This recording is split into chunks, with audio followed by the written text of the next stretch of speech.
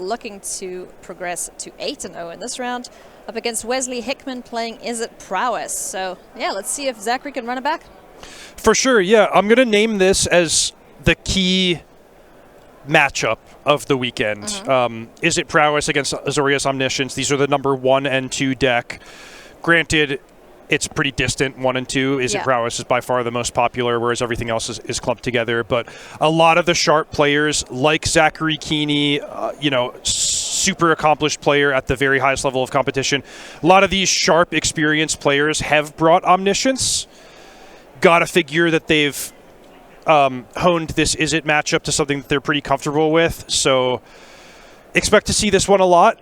And if Omniscience can indeed be even or favored against Is It, then it really bodes well for the players who brought this and made it to day 2. Yeah, it does indeed. And I believe Azorius Omniscience, there are around 100 players playing it, whereas Is It Prowess is around 330-ish. So yeah, so that really puts it in perspective for you. It's quite a big difference. 3-1. Kicking things off for Zackary Kiihne. He's got the Roiling Dragonstorm. Gonna draw a couple cards and ditch in a couple into the yard. Sometimes when you hear numbers like that, you really put it in perspective. It's like, wow, there's like 1,500 copies of Corey Steelcutter out there on the floor. Like, I couldn't even find one for my personal collection. Do you need one? I think I opened 2 recently, so. Stock up too. I couldn't afford that one, as I got to crack more packs of Ether Drift.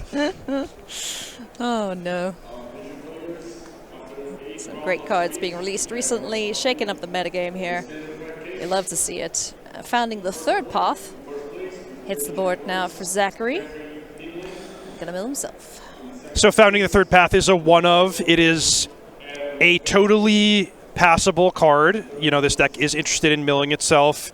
But additionally, Founding the Third Path is part of the actual killing blow when you assemble the Omniscience combo, so that's why you see it in one copy. Yeah. So explain the loop to me, because Founding the Third Path, you use the read ahead ability to exile something and then you keep recopying it, or? The real key is that Chapter 2, target player mills 4 cards. So here you see Zackary's going to cast it early in the game to develop. He's going to mill himself, right? But when you have Omniscience, you're going to chain card draw spells till you've drawn a big portion of your library. Then you can start looping Meringue River Regent to return Founding the Third Path and another copy of Meringue River Regent. Then you can start pointing the Chapter 2 at your opponent and say, okay, I'm going to mill you out in one shot and never give you another turn. That's so rude. Kind of cool, though. All of that being said, you don't really have to remember that if you're playing against the Omniscience deck. We just have to go by what you laid out for us earlier, Ailey, which is if they have Omniscience on the battlefield, it's probably not going to go well for you. They're just going to take a bunch of really unfair game actions, draw a million cards, decimate your board, and then you're going to lose one way or another. I do believe that you said that earlier, Reed. So give yourself credit where credit is due. Yeah, Omniscience on the board, someone's having a bad time. So as things stand, we have one otter. The other got dispersed. Here's Select Shot Show Off. Hits the battlefield. So I don't believe it has been plotted. Are we gonna get some damage in here from Wesley Hickman's side of things? Yes, we are. A lot can hinge sometimes on the presence or absence of the actual card Omniscience, which I believe Zackary does have one. Is that the 5th card in on the bottom row in his graveyard? Is that an Omniscience? Or maybe that's a Moment of Truth. That's a Corey Steelcutter, the one with the more black on it. So I'm looking at Zackary's graveyard. Zackary's graveyard. Yeah, I think that is Omniscience, yeah. Okay. So in some ways it's a race, because in game 1, before there's a lot of counterspells and graveyard hate coming off the sideboard for the Is It deck, it's kind of just, hey, I'm going to deal damage to your life total and you're going to try to set up your combo, and let's see who can get there faster. Granted, there's some nice interactive pieces like this temporary lockdown. But for the most part, it's like, yeah, if Zackary hits an Omniscience like we saw him do last round, he can win really quickly. If he's struggling to find one, then he's going to be hemorrhaging life total and really, stressed out about the way the game is going as he seeks to fill his graveyard. That temporary lockdown nabbed everything on the board, essentially. So now we're going to see into the Floodmaw, target that. We get a fish here for Zackary. And a bunch of triggers as Wesley Hickman gets back his critters.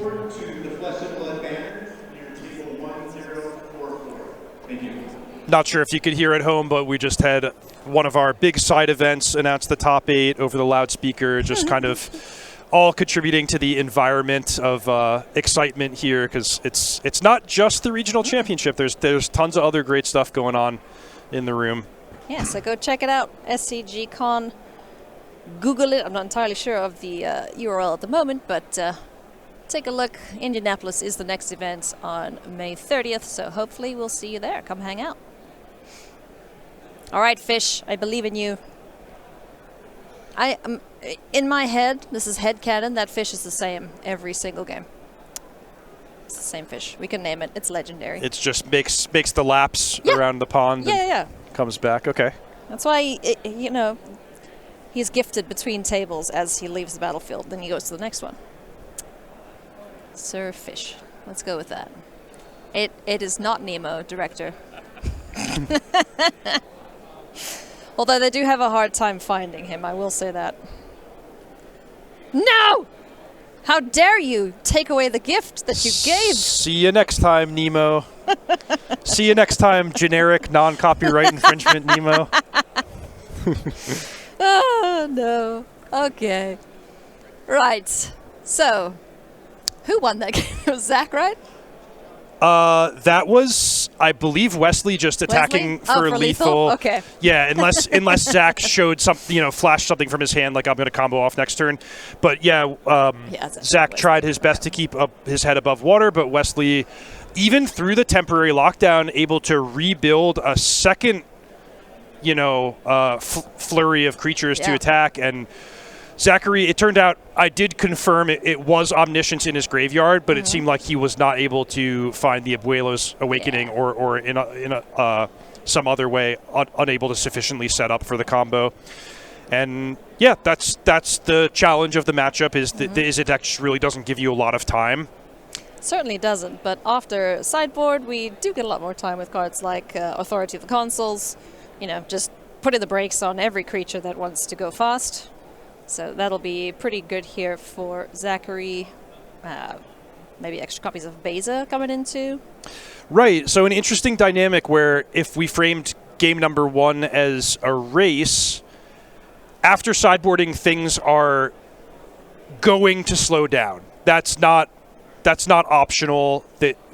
There's a lot of forces from both sides of the battlefield or both sides of the table forcing things to slow down. So for one, Wesley's going to be bringing in hate against the Omniscience combos. That comes in the form of Soul Guide Lantern. Some people would be Ghost Vacuum, Disdainful Stroke, Spell Pierce, Negate, Smattering of Permission Spells. Awesome. So now Wesley has opportunities and interaction points to not just die on turn 4 or 5 to the combo. Yeah.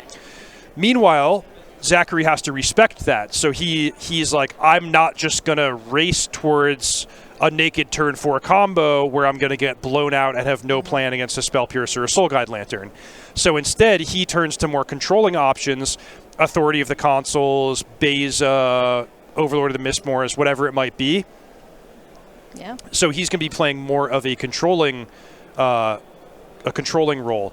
Now, that is not to say the combo is not a big part of the game, because it's going to impact, of course, the construction of both players' decks and the way they play. So Wesley Hickman might have to make judgment calls of, hey, I'm not going to play that extra creature. I'm not going to press my advantage and attack your life total because I want to hold up Disdainful Stroke on this turn.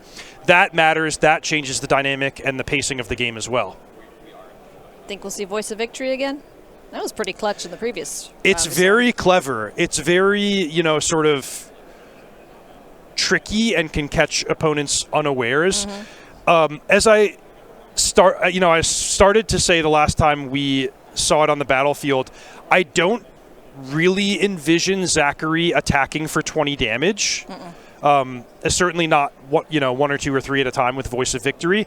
So it's really more of like, can I put this onto the battlefield and make your negates and disdainful strokes look silly? Yeah. And it might be something you want to do. I don't think it would be like sort of my plan A game plan, but maybe something that I have in my range or keep in my back pocket to keep people guessing. It's an insurance policy for Abuela's Awakening. Yeah. Wesley Hickman kicks things off by plotting our little birdie friend. Roiling Dragonstorm here for Zackary. Draw some cards. Can we ditch an Omniscience? Yes. No. Yes. No. Huh. Abuela's Awakening in the bin. So that tells me that there's redundant copies in hand, but no Omniscience. What a great thing you just pointed out. I love to teach people, like if I do coaching or try to make an instructional video, like pay attention to those small details, right? You can gather so much information where, hey, it doesn't specifically matter what instants and sorceries might be in your opponent's graveyard or what land they played or whether they scry to the top or the bottom, but every single thing that happens in a game of Magic, especially at a high level, you can kind of use it as clues to figure out what's going on, what your opponent cares about, what they don't care about, what might be in their hand, what they're going to do next turn. And if you sort of train yourself to have that eye and attention to detail, it can really pay off. Yeah, and I think that's also where familiarity and comfort with your own deck is so important, because then it allows you to focus on what it is your opponent's doing more so than what you're doing, because everything's just kind of like muscle memory. Totally. That's exactly right. Things looking good here for Zackary, though. Managed to spell pierce that Corey Steelcutter and get an Overlord of the Mistmoors impended, so a couple of birds of his own, insects, bugs, moths, whatever they are, to fend off this Slickshot show-off. Corey Steelcutter number 2 hits the board. This time it won't be answered. And another Slickshot. All right. Chump chump. Can actually opportunity to trade against the slick shot. Yeah. So, I mean, it's a really appealing block for Zackary. Yeah. Like, hey, here's my 2 tokens against your 2 creatures that are the best card in the matchup. So, absolutely. yeah. Wait, Wesley doesn't mind. He's pushing damage, nice. but Overlord of the Mistmoor is just so powerful. I was hoping we would see this read. This is so sick. Scroll Shift targets the Overlord of the Mistmoors, exiles it, brings it back. All of a sardine, you have a massive body and extra insects on the board. Amazing. I did not see that coming. Scroll Shift is a one-of in Zackary's so cool. deck. It's like the perfect gotcha out of nowhere. It's like, oh, you have no blockers? Ta-da! 3. And I am rethinking my statement about not attacking for 20 damage here. Hey, this is plan B, right? Maybe that Abuela's was all just a red herring.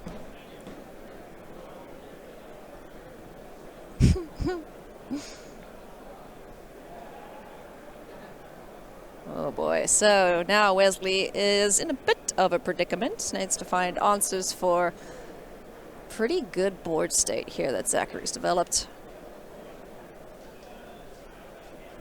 These little monks are not so little anymore. 2 prowess triggers already. I think they're going to have to do a bit more work than that, though.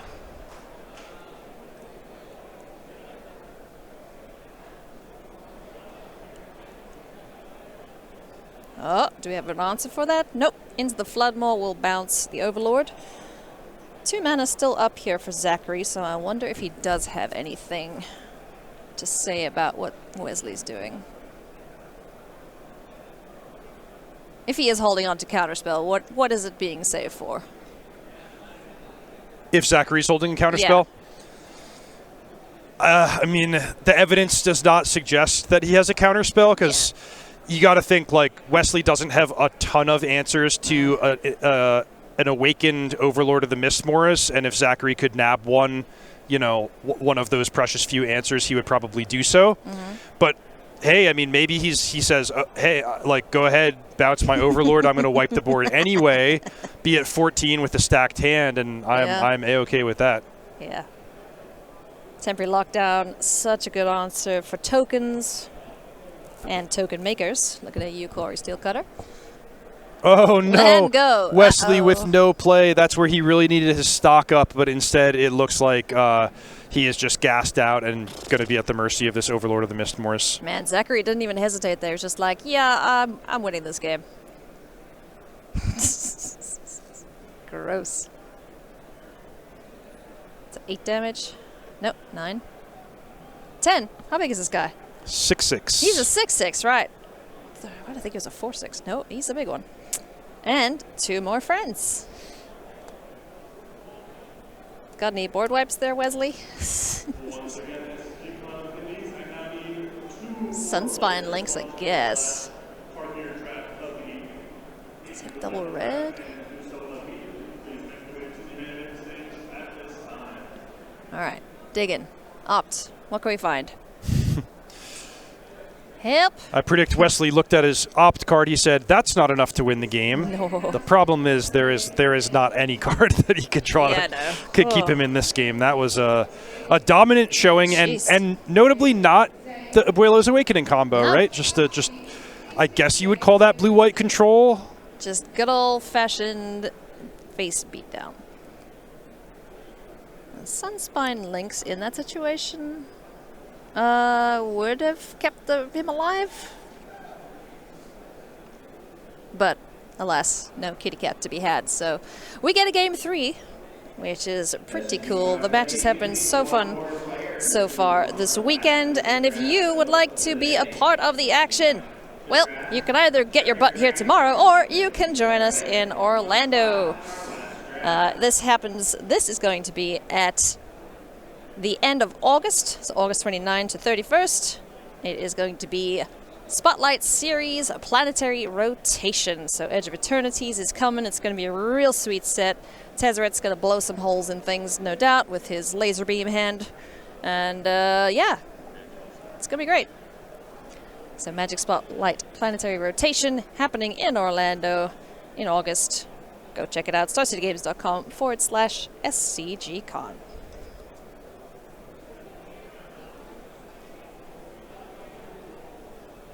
Man, these guys are using their clocks so well in this tournament so far. They can go and grab a coffee. They could go and have a nap even.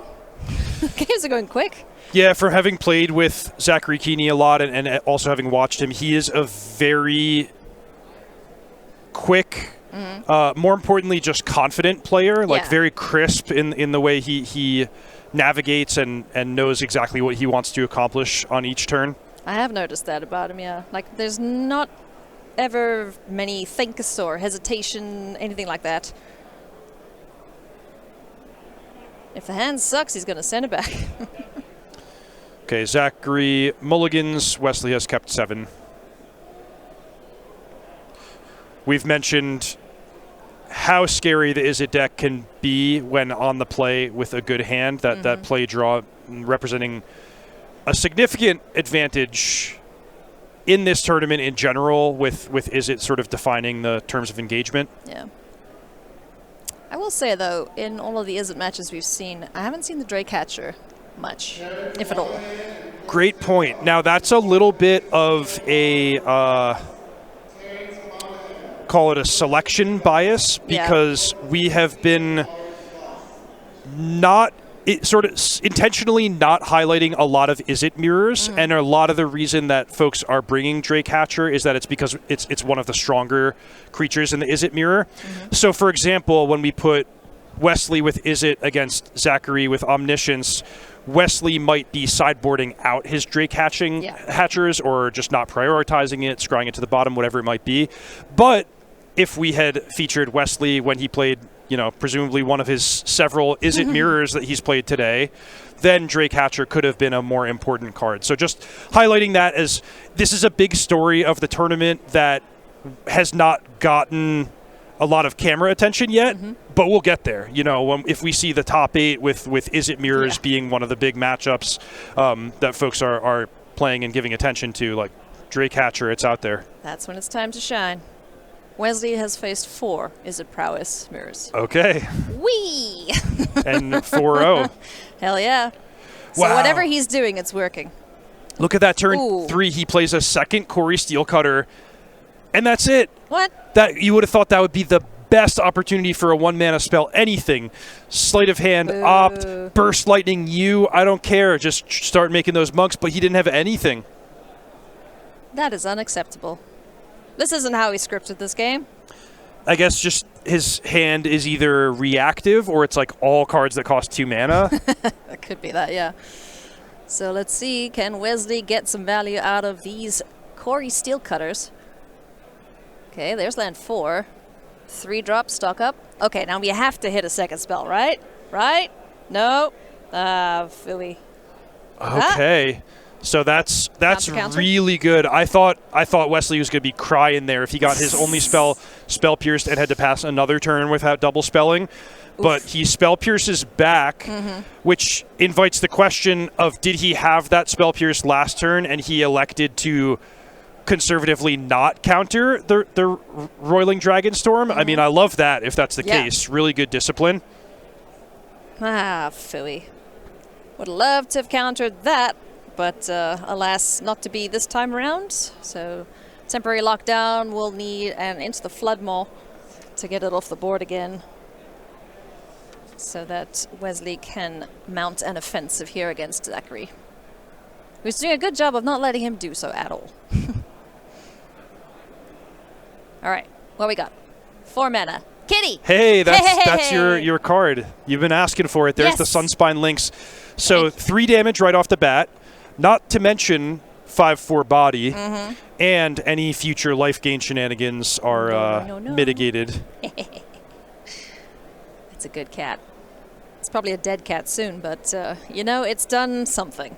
As Roiling Dragonstorm number 2 makes an appearance. It also matches up pretty nicely because it doesn't get temporary lockdown, and one of Zackary's answers to a bigger creature like that is Ifara's Dispersal, but that's a painful way to do it. Yeah, all right, just Authority of Consuls after the Roiling Dragonstorm. So any additional creatures will enter tapped and gain it. No, never mind, it's not going to gain him life, it's just tapping things. It would like to gain life, but the cat will say no. It's just one of those things you immediately forget, like, oh, Narset's on the board. I'm going to draw an extra card. No, you won't. I'm going to gain life. No, you won't.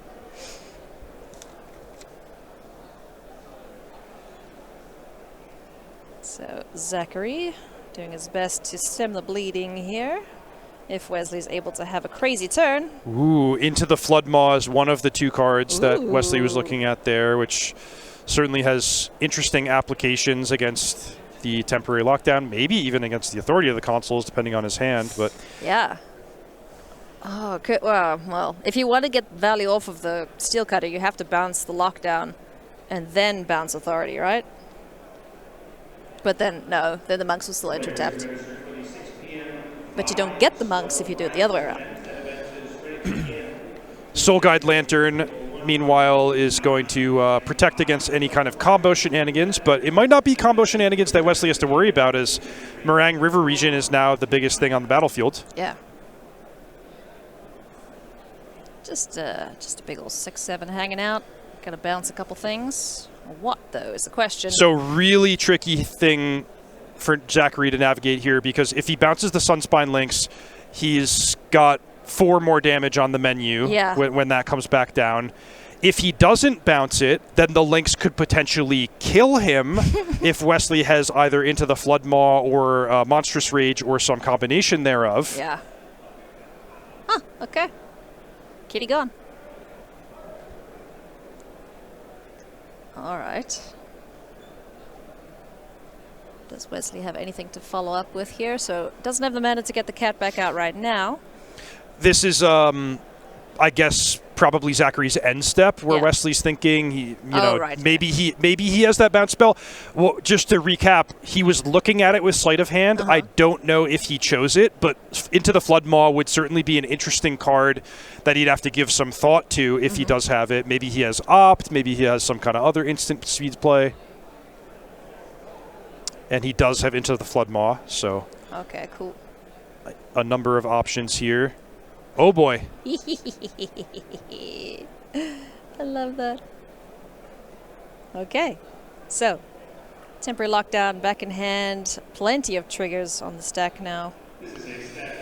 So, if Wesley bounces the Meringue River region and makes 2 monks, Zackary goes up to 10, and Wesley untaps with 2/2/2 prowess creatures. Yes. We know he has the Sunspine links for an additional 4 damage, and so it would take only a 1 mana non-creature spell in order for him to win the game. Yeah. So there's the other Floodmaw. 1 more fish. 2 monks. Okay. Sick. I love that. So now,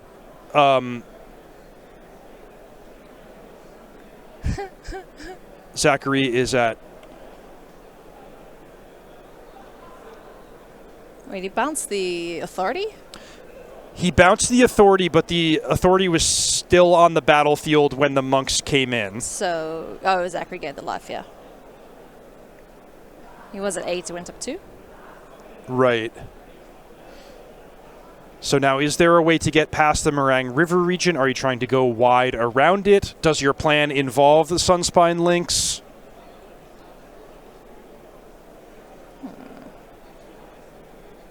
Because, I mean, he's basically free to do whatever he wants as Zackary is tapped out.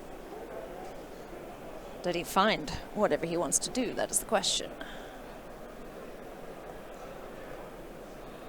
So if I assume there's 2 spells, just based off of the counting.